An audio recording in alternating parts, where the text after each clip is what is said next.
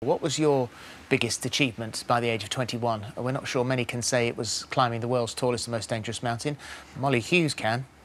What's more, 5 years on, she's attempting her second climb up Mount Everest, and she's here to tell us why. And here you come. Look at you! Fully kitted up to go up the mountain. We'll do this interview really quickly or you'll melt. Oh my gosh, it's like a proper duvet. No, it's pretty hot as well in here. I bet it is. I bet it is. Right, OK, so let's crack on then in that case. So, what sparked it in the first place? Why climbing? So, I did it when I was 21 for the first time. And I started climbing when I was about 17 on a school trip. But then Everest kind of came about because I wrote my university dissertation about it. So I was studying sports psychology, and I could do kind of anything in the area of sports psychology. And I thought, what's one of the biggest psychological challenges in mountaineering? Absolutely. Thought of Everest. And what was it like? I mean, that first climb, because the original climb that you did is the exact same journey that they took in the Big Everest movie that we Yes, absolutely. And that was the exact journey that you made. Yes. But that year, well, the year that you went, 11 people died on that mountain. Yeah, so I was there in 2012, and it was quite a high year for people dying of a few different things. It's a dangerous place to be. And the thing is also that when you watch the movie and then you read reports of people who've sadly lost their lives on Everest, it's just not like the rest of the world. There is no great recovery. You die on that mountain, the chances are you'll stay on that mountain. Yeah, absolutely. And there are a few bodies up there that haven't been brought down. I didn't see any in 2012. You saw blood on the side of a crevasse. Yeah, didn't you? yeah. There's things like that, and it's kind of, in a way, it's about the psychology of it. So you've got to kind of separate yourself. So what sort of training are you putting into this now? So lots. I've been training for about a year for this. I live up in Scotland, in Edinburgh, so it's really easy to get out into the mountains in Scotland, which are a great training ground. Yeah. And in the gym, of course, I've got a great trainer in the gym, and we work hard. And how can you prepare for the altitude, though? Because that's something... It's one of the things that's a little bit unknown. There are things you can do, like altitude training, altitude tent. I haven't done any of that, just because in our 2-month schedule, we've built in a lot of time to acclimatise the altitude. I see. How were you with it? Because you know what it feels like, because you've done it before. Absolutely. So how were you with it the first time? I was OK. I mean, it was a struggle. It was hard work. But I acclimatised, and yeah, I'm hopeful that'll be good again. And let's have a look at some of the equipment you've got on, because obviously this is seriously padded. I mean, this is like a mega ski suit you're wearing here. And the shoes...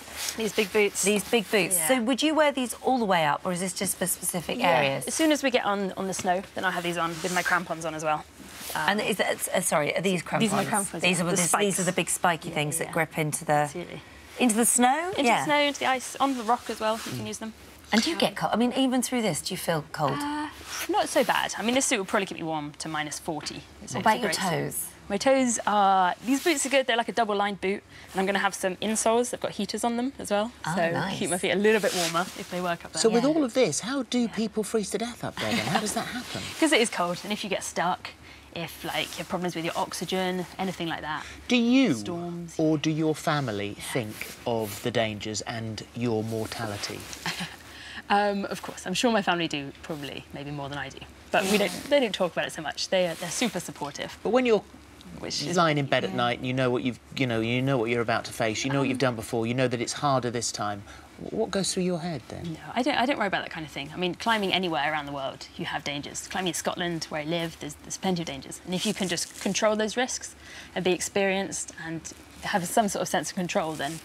What do you eat up there?